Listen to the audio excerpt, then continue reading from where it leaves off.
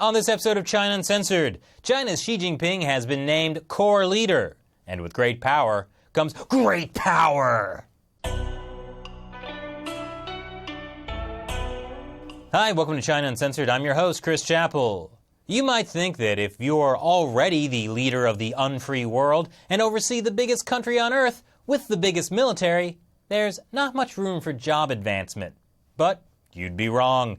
Because last week, the guy who already holds the titles of General Secretary of the Communist Party, Commander-in-Chief of the People's Liberation Army, and President of the PRC just got a promotion. Yes, Xi Jinping is now China's core leader. Thanks, Chris Buckley. I love a good core pun. By the way, that's the most human-looking photo of Xi Jinping I've ever seen.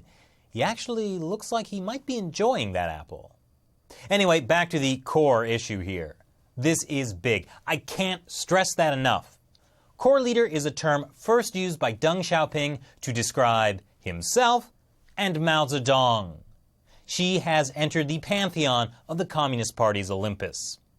This comes after years of Xi Jinping purging his political rivals, members of a faction tied mainly to former Chinese leader and underworld amphibian Jiang Zemin.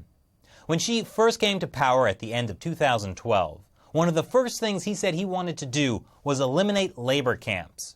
He was blocked. Labor camps were a huge source of money and power for Zhou Yongkang, Jiang's protege and one of Xi's biggest opponents.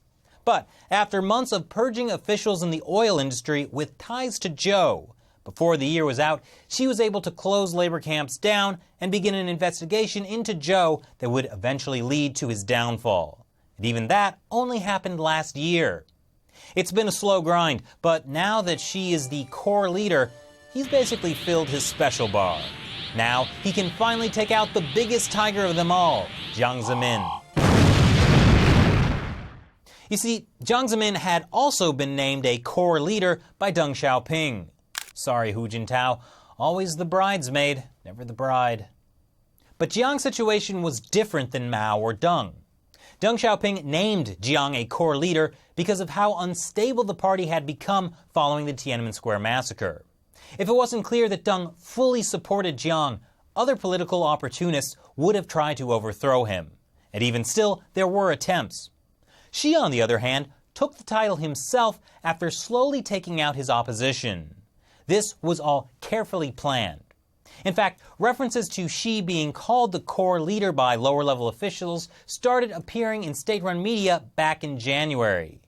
And now that he's a core leader, he's in a position to take out the previous core leader. But when people start putting your face on souvenirs next to Mao Zedong, it means you're both very powerful and at a huge risk of being taken down. You see, in 1980, a few years after Mao died, the Communist Party created the Rules on Intra-Party Political Life.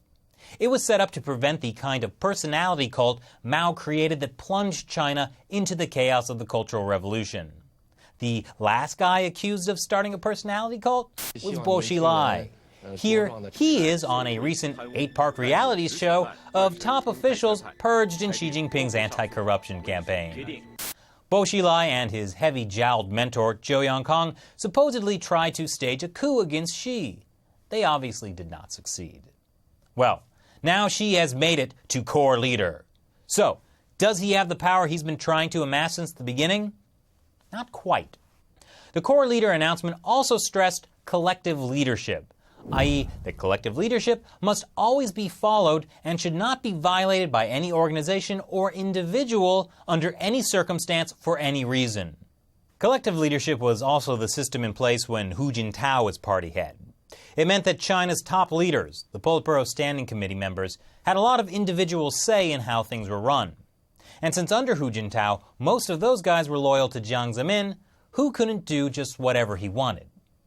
Currently, only 3 Standing Committee members are still loyal to Jiang, and they're about to get forced retired at next year's Party Congress. At that point, Xi will get to hand-pick the collective leadership. In other words, there's still more power Xi can grab. And if he gets it, then what? Well, he may use it to stay in power beyond the year 2022, when, according to supposed precedent, he would step down because he will have served 2 5-year terms. But since literally no Chinese communist leader in history, except Hu Jintao, has followed this precedent, there's really no precedent. And Xi will probably do whatever he can to stay in power. So it ain't over till the fat leader sings. But all this is basically following what I predicted back in 2013. Xi tries to play the role of the great reformer, but he discovers, the Communist Party is too corrupt to save, in which case China would need a new system. Not quite a president or a dictator, more of a presitator. With great power comes great power. So what do you think? Is this the beginning of the end for the Communist Party? And if so, do you think Xi would hire me to head the new English language Xinhua News? Leave your comments below. Once again, I'm Chris Chappell. See you next time.